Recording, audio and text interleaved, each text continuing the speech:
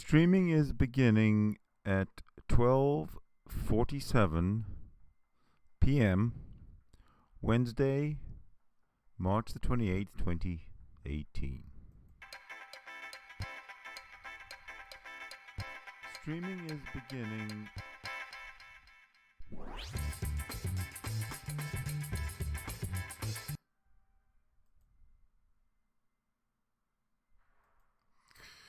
Good afternoon, everybody. My name is Sidney Winston, and I am streaming for Atheists. The actual what could I say? The actual topic that we're covering today. This is actually part 2. My hat's all skew. This is actually part 2 of the series on apartheid and my experiences in South Africa, where I present a series of short videos with different perspectives on apartheid as it was known, as I knew it at the time when I lived there, and as the word is used as a tool in a way by those who don't really understand what it was all about, and how much damage it did, and that the real issue that I have, especially with people of my generation and my race group, is that they won't talk politics. They're scared to talk politics. What the fuck? When I bring up the fact, that's a political fact, that South Africa was a shithole in terms for the blacks. It was horrible, oppressive. I mean, fear ran the country. It was a police state.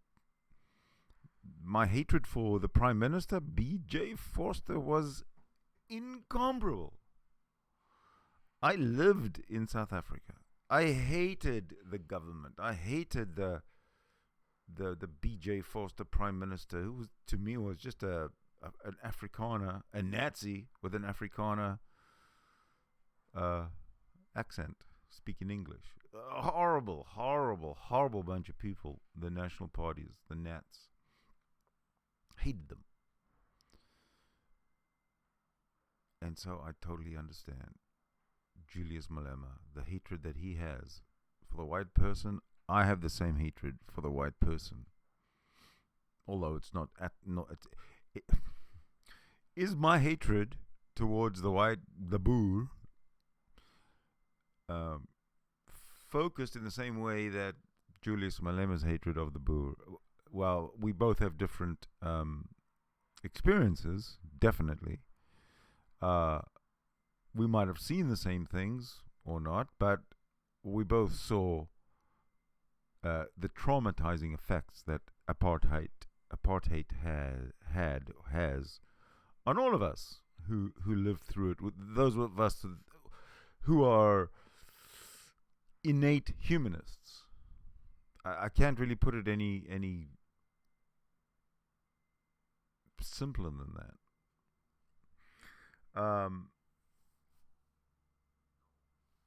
This talk about land expropriation with no compensation, and everybody jumps on the government, the idea.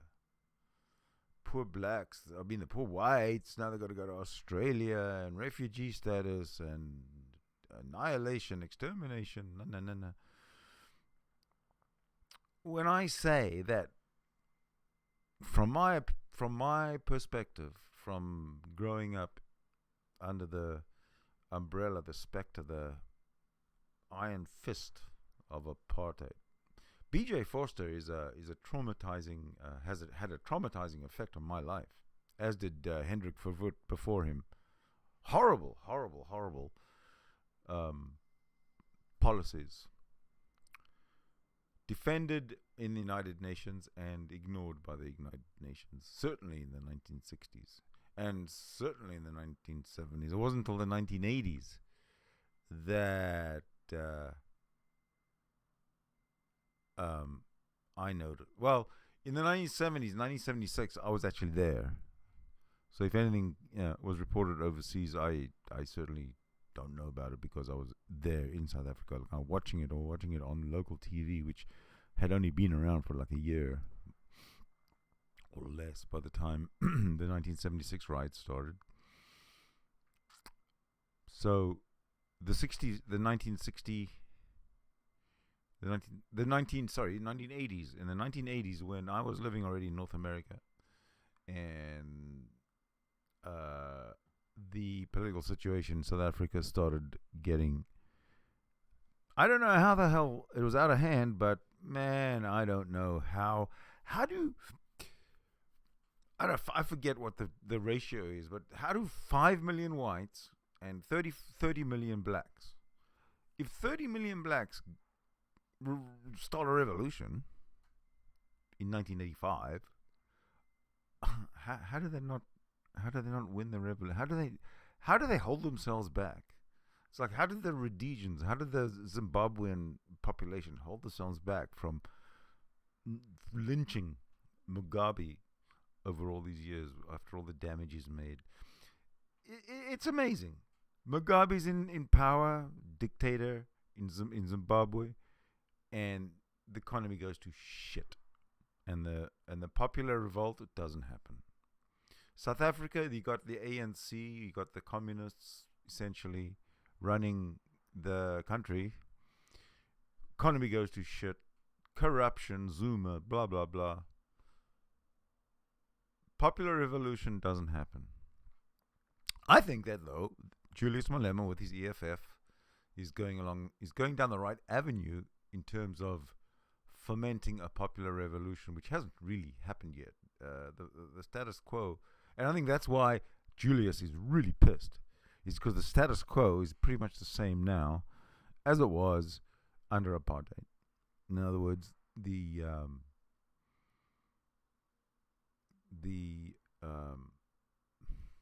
do you call it? The assets of the country are still owned by the same people for the most part. Okay, so sorry, I can't see much past my nose when I don't have these things on. So let's see. I'm going to see if I can find. I've been yakking away so much, I forgot to set up my next scene. But here it is.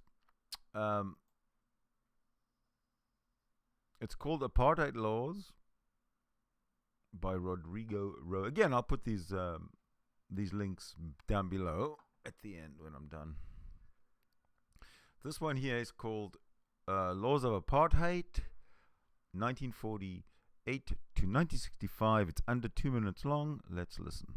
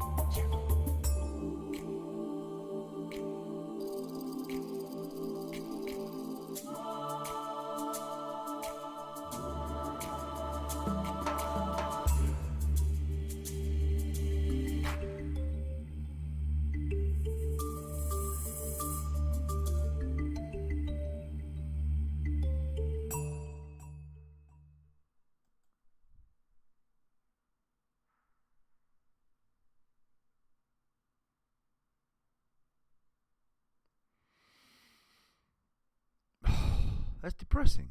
Abso-fucking-lutely depressing.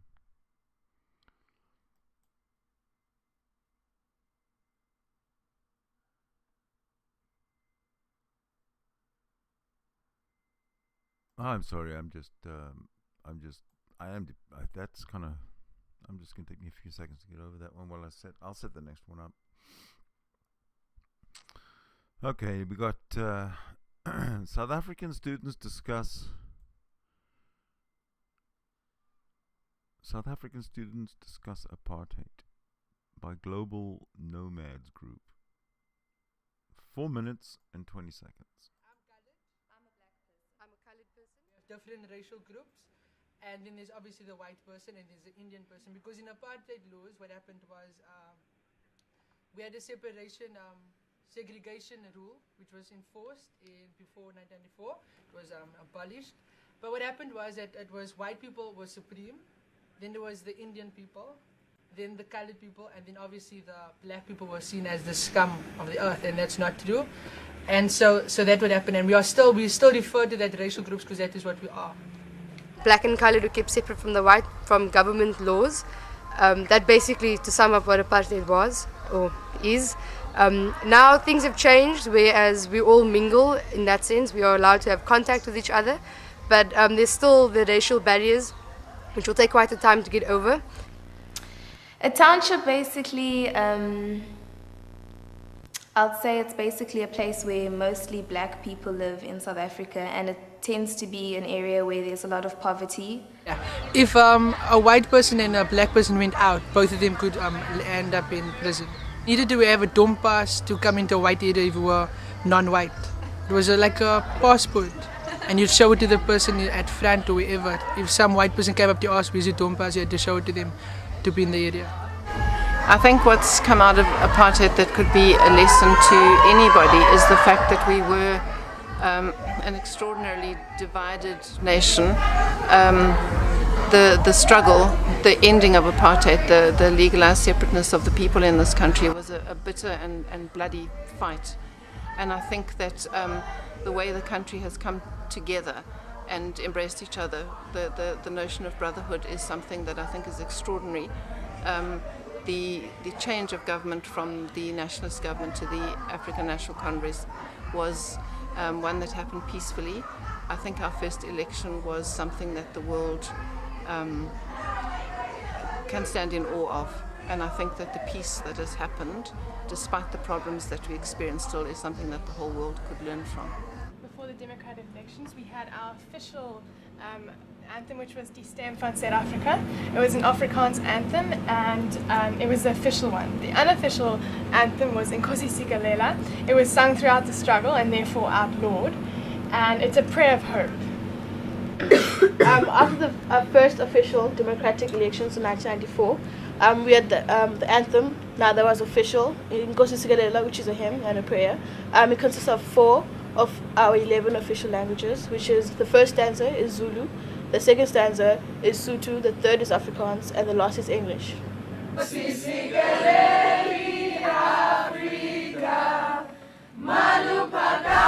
still huge separateness and poverty, and there's an economic apartheid now.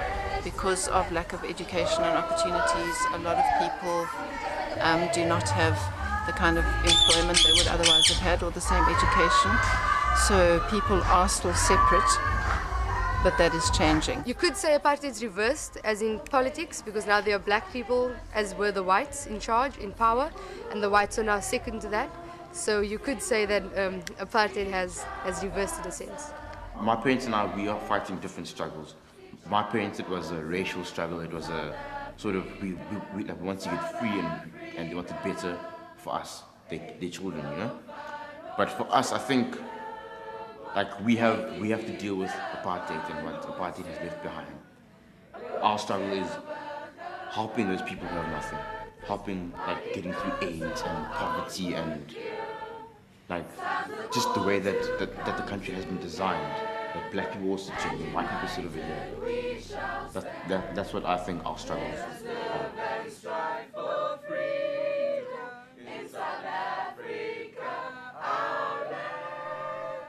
Thank you. Wow. Well, I wouldn't. I would suggest that they stay in school and do the singing on the side. Just a suggestion. All right. So those are the kids. That was actually kind of cool because I never saw that before.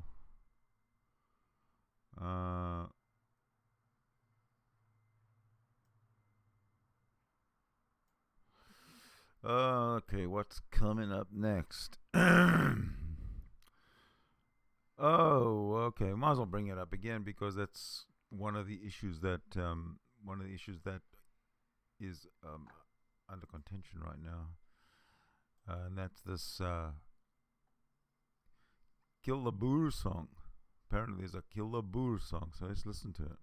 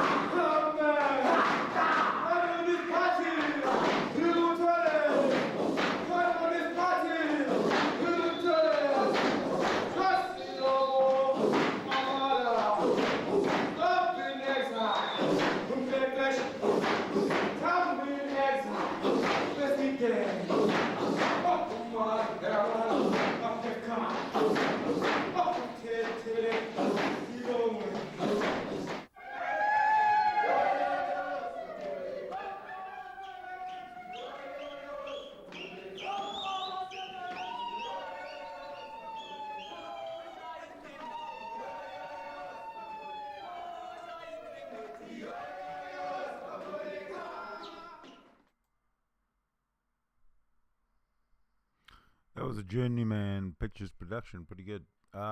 Which I think just shows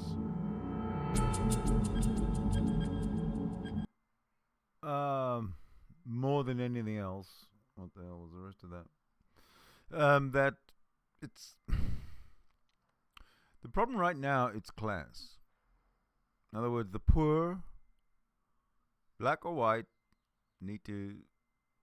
Well, the doesn't really about the white, but the poor are the ones who now, 24 years later, after or whatever that is, since 1994, I think it was.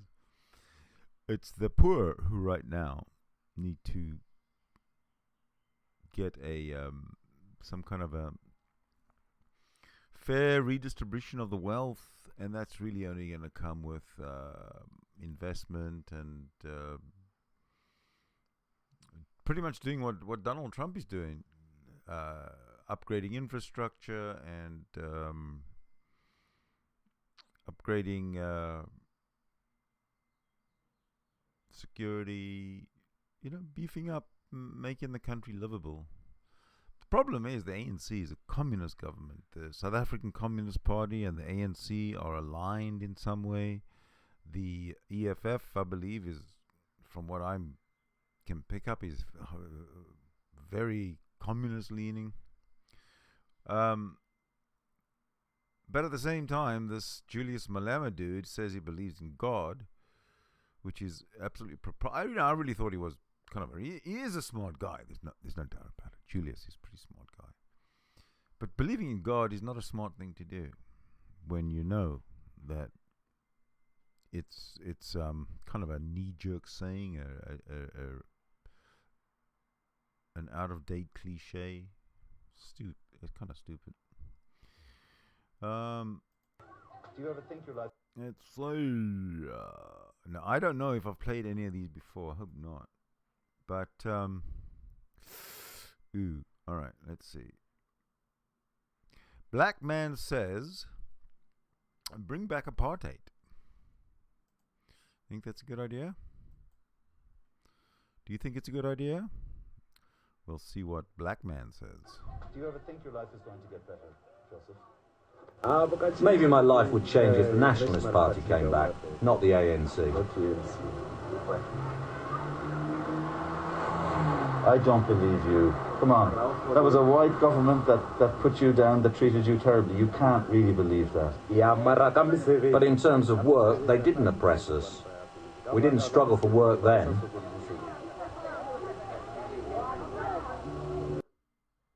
Ooh, they didn't struggle for work then. Huh.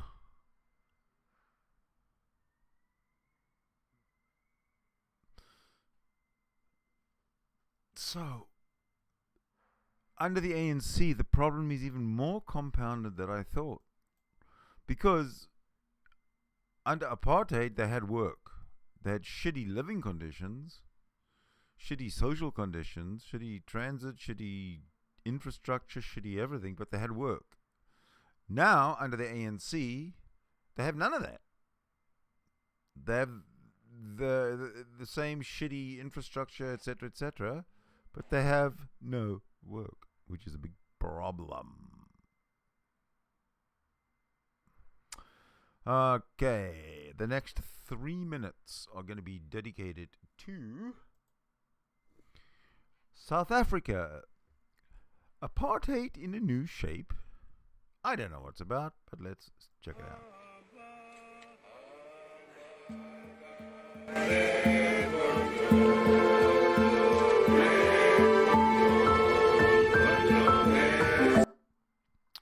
You know what? I didn't, I forgot to bring it in. So sorry. I'll start it again.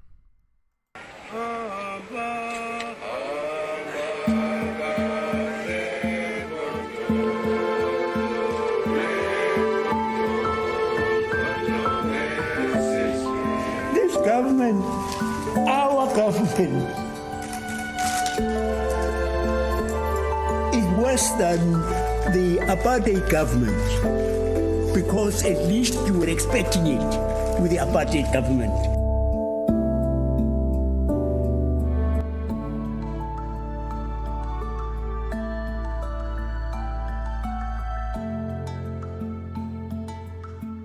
Today, the majority of South Africans, black and white, recognize that apartheid has no future.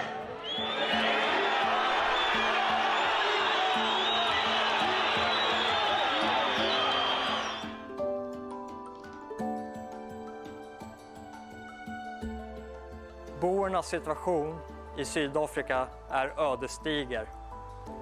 Landet har gått från hög stabilitet till att nu under ANC:s politiska ledning råda stor osäkerhet. Sydafrika går i en riktning som påminner om Mugabes Zimbabwe, det som tidigare var Rhodesia. Det innebär att de politiska reformerna som ANC nu genomför i landet stänger ute boerna som en minoritetsbefolkning från arbetsmarknaden.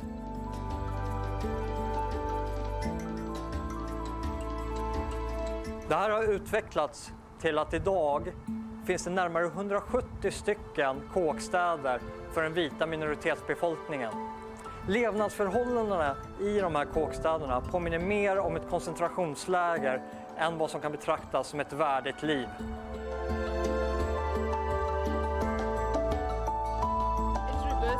In my opinion. He's talking about concentration camps in South Africa for whites. What an idiot. It's a direct reverse of apartheid.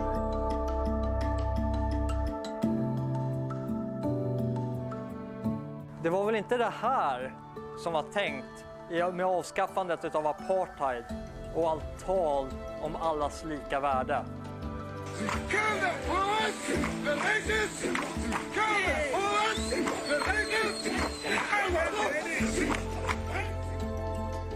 För att kunna genomföra det här projektet så behöver vi eran hjälp. Oh, look at this! They're asking for donations? Ekonomiskt. För att kunna åka ner till Sydafrika och dokumentera boernas situation.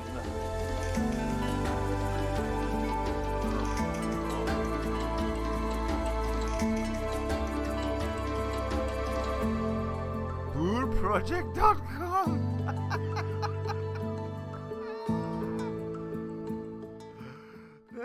fucking hilarious. Boerproject.com. Anyway, just so you see, that was ridiculous. Oh, maybe I need something like that. No. That was ridiculous. Absolutely ridiculous. So, to give you an idea of how much misinformation is out there, the Boer Project, come on. Come on. Serious. You can't be serious. Another one. Boy, another one. South Africa's coloureds better off under apartheid. Let her explain. Let this lady explain to you what she Counting is well underway in the South African election, and while results aren't known at this stage, it's clear that the ANC, led by Jacob Zuma, is going to win. Turnout to vote was high, around 80%, and people queued for hours for their chance. Many polling stations stayed open late. Zuma has the support of Nelson Mandela in what's been seen as the most exciting election since the country's first multiracial vote in 1994. Hold on a minute. Hold on a minute. I've got something to say here. Did I just hear this lady say that Nelson Mandela supported Jacob Zuma? And Jacob Zuma is has been kicked out of his presidential office, and he is pretty much a disgrace. The disgrace of the land. So, I don't know. It's weird. That's all I can say right now. Weird. South African elections are not just a simple matter of black and white. There's a third group, the coloured community, who claim discrimination against them is still rife. They weren't white enough under apartheid, and now they're not black enough for the post-apartheid ANC. Mike McRoberts reports. Coloureds make up around 10% of South Africa's population. They tend to be a mixture of Indian, Indonesian and African ancestry. Discriminated against under apartheid, people like Ishmael Reclief say under the ruling African National Congress, they're still suffering. Are you going to vote in this election? No. Why not? Because what's the use you're going to vote? Most of the people is going to vote for the ANC. I don't know what. They promise you this, they promise you that, nothing happens.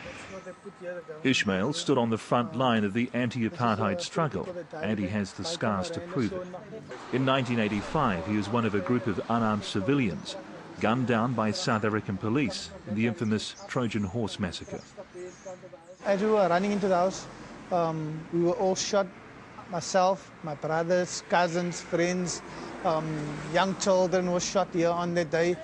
Incredibly, the bloodshed was recorded by an international film crew. It was called the Trojan Horse Massacre because South African security forces hid in a wooden crate on the back of a truck. When the anti-apartheid protesters threw rocks at the truck, they replied, firing indiscriminately into the crowd.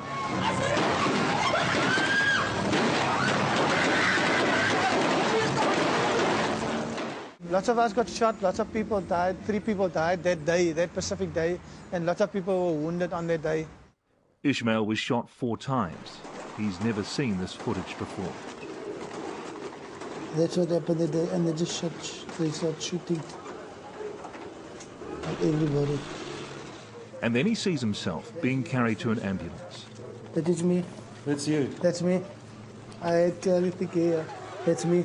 It brings back painful memories, exacerbated by the knowledge that he and other coloureds who fought apartheid are not reaping the benefits. Are they really there for us, or are they there for their own interest or money and power? So you don't feel you've had any benefit from them being in power at all? No, not at all. Nothing different. Like many of his countrymen, Ishmael is starting to believe he was better off under apartheid.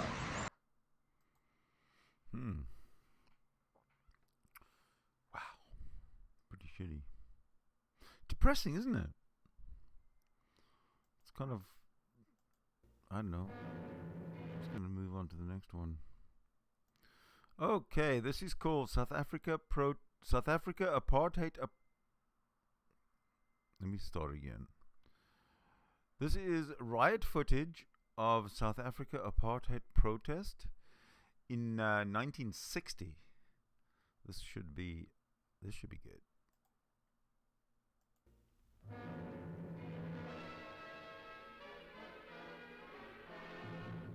Demonstrations against the South African government's strict apartheid policies flare into shocking violence. At Sharpsville, an industrial township, thousands gather outside a police station in protest against new laws requiring every African to carry a pass at all times. The crowd refused to disperse and began stoning the police, who opened fire into the crowd from behind a wire fence. In 2 days of demonstrations that began here, between 50 and 100 were killed and hundreds injured. Worldwide protests were raised, including a condemnation of the violence by the United States State Department. In South Africa, a mass work boycott by Africans is crippling industry in the area. An uneasy calm reigns. The conditions that led to the Sharpsville tragedy continue unchanged. Right, so that was 1960, okay? And the world stood quiet. They didn't say a word. Not until the 80s did they say anything.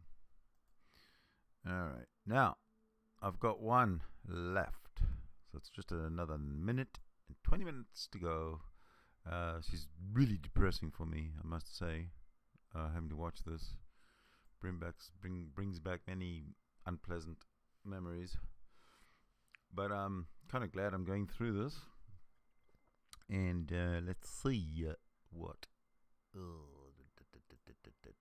Okay. So, last one in this segment on part 2. Here we go.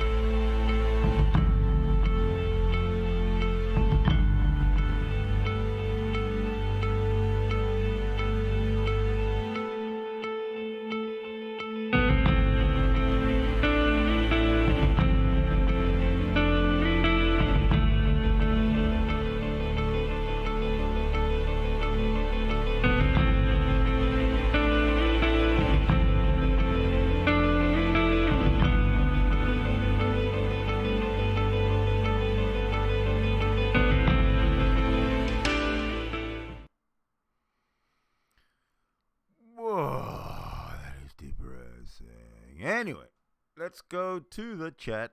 Hello, everybody. I didn't even realize there were people in the that many people. I saw Deborah, and then I kind of got depressed because I was watching all this hatred. So how many people we got watching now? Bet you I got all of 2. Hey, hello, ladies. If there's anything you guys want to say about the actual issues that we were discussing in the segment, that would be great. If not, that will be fine too if you suggest something else. I don't have a hangout open. Certainly could open one, but we've been going for 35 minutes, so that might just be another show, another segment. So let me say hi to Deborah again, and Sia. Always good to see you. Always good to hear you. And yeah, I really am still bummed out by that apartheid. Those images of innocent people being molested, brutalized, dehumanized. I don't know, man. It's difficult to live with. Difficult to sometimes it's difficult to understand that real humans did that to other real humans. It's pretty ugly.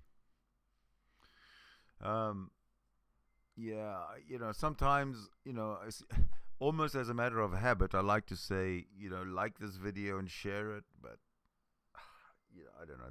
It's pretty much your subjective option. I'm not going to request that you like it. I'm not going to request that you share it, but I do request that you subscribe. That would be good. Okay, coming up next will be a change of subject. I'll probably hit the chat rooms first to see how everybody's doing. And I'll announce in the chat rooms what the next subject will be. Again, thank you very much for watching. Thanks for your time. Everybody could be doing something different, but they chose to watch my video, so I appreciate it. Thank you.